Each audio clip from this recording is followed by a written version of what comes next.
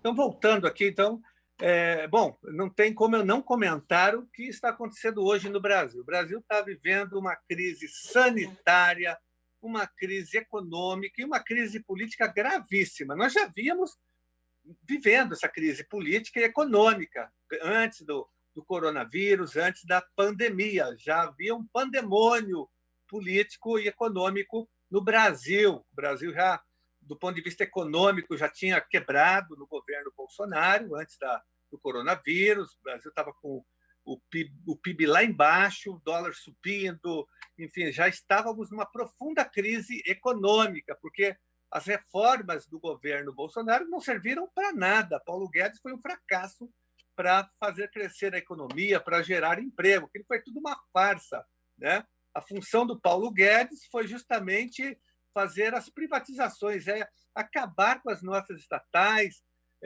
atacar direitos sociais, previdenciários e trabalhistas. Esse governo, Paulo Guedes, veio para isso, é ultraliberal, né? Um destruidor do Estado brasileiro, que queria vender na Bacia das Almas as nossas estatais, promover um grande desmonte do Estado brasileiro. Essa era a intenção dele e colocou em curso essa política. Por isso que o Brasil não cresceu, não houve investimento, não houve retomada do crescimento. Ao contrário, a crise econômica foi aprofundada no governo Bolsonaro, né? Do ponto de vista político, também o governo criou uma grande crise e nós já estávamos vendo o que estava acontecendo, o governo aumentando a sua escalada autoritária, ameaçando com golpes, né, sinalizando, né, com endurecimento. Veio a crise do coronavírus, aí a situação degringolou de vez. Agora, é um absurdo que nós estamos vivendo, né? Uma crise sanitária, coronavírus, pessoas morrendo no Brasil, o aumento das mortes é impressionante no Brasil.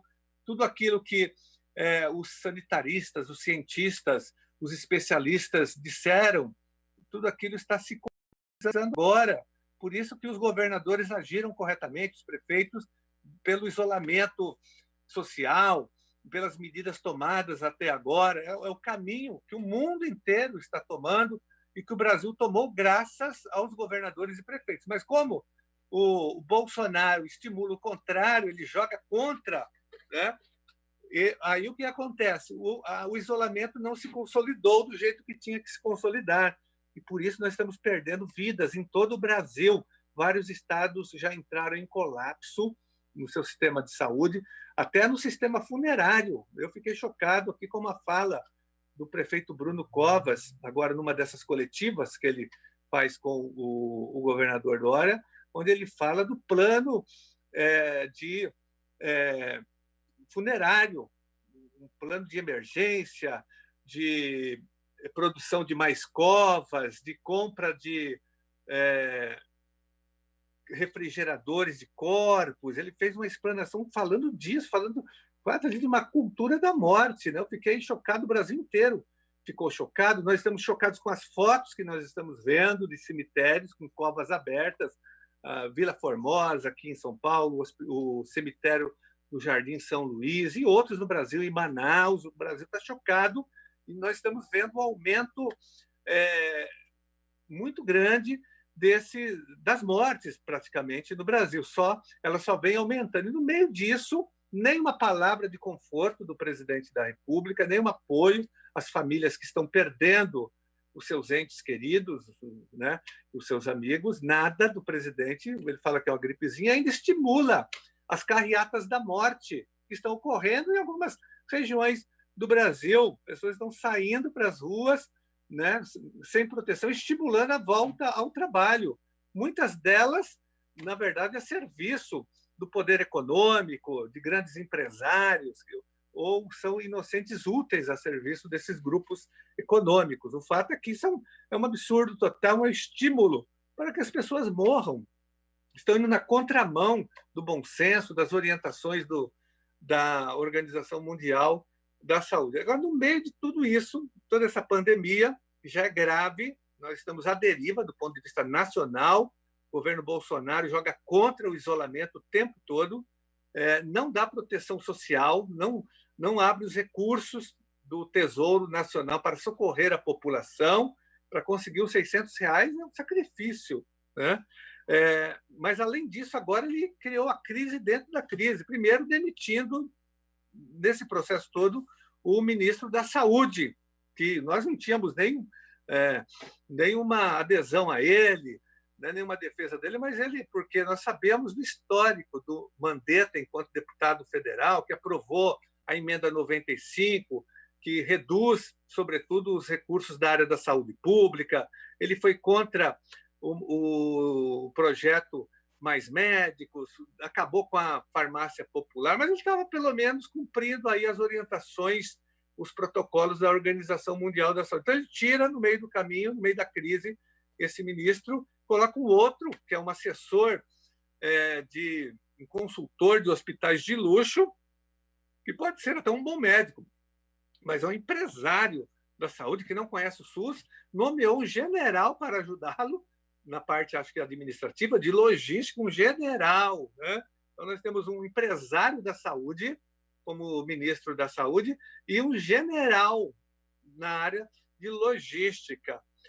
Isso é grave, já gravíssimo. Agora, pior do que isso, agora ele cria uma nova crise, né? Em relação ao ministro da Justiça. Teve uma briga ali entre eles, entre dois grupos, duas facções do governo, duas facções, uma da direita, outra da extrema-direita, e o Moro saiu fazendo sérias denúncias, né? Há quem diga que ele fez uma delação premiada contra o Bolsonaro, delações gravíssimas, inclusive, né, que estão sendo já investigadas pelo Supremo Tribunal Federal. E o Bolsonaro também atacou o Moro, né? Então, ali é o sujo falando do mal lavado. O fato é que gerou uma crise ainda maior no Brasil. Isso mostra que o Brasil está num pandemônio político e econômico, além da pandemia, da crise do coronavírus. Então, o Brasil está numa situação muito difícil, nós estamos sem governo, um governo que promove e que atua, né, e aponta para uma escalada autoritária o tempo todo, que agora tenta instrumentalizar a Polícia Federal, né, colocando nos postos chaves pessoas ligadas à família Bolsonaro, que é acusada de ter sérios envolvimentos com as milícias do Rio de Janeiro, que é acusada de ter vínculos com a morte da Marielle Franco, inclusive que ele citou o Bolsonaro na entrevista coletiva que ele deu. Então, tem muita coisa aí para se investigar. A própria mudança do ministro, enfim, tem várias denúncias contra o Bolsonaro e, sobretudo, seus filhos, então, e a interferência dele nessa questão. O fato é que tem um racha aí, uma briga entre agora, me parece que a direita liberal, essa direita está se reagrupando novamente em nome do Moro, que não é nenhum santo também. O Moro tem seus interesses. Há quem diga que ele está preparando já a sua candidatura à presidência da República, com apoio da Rede Globo, de vários grupos econômicos, né? Existe essa possibilidade que é aventada aí por alguns setores. Enfim, é uma briga desses setores contra o bolsonarismo, que nós já estamos acusando e denunciando há um bom tempo, né? Que é um governo autoritário, um governo desastroso, um governo que investe o tempo todo contra os direitos trabalhistas, sociais e previdenciários dos trabalhadores brasileiros. Então, tem esse racha, essa crise toda. Agora, o povo brasileiro não merece isso. O povo brasileiro tem que reagir, né? Não dá mais para combater o coronavírus com o Bolsonaro presidente. O Bolsonaro tem que sair. Ele não tem mais condição nenhuma de ser presidente do Brasil, porque ele vai nos levar a um grande abismo, um grande inferno, porque ele não vai governar o Brasil para tirar o Brasil dessa crise, né? Então, é preciso que haja imediatamente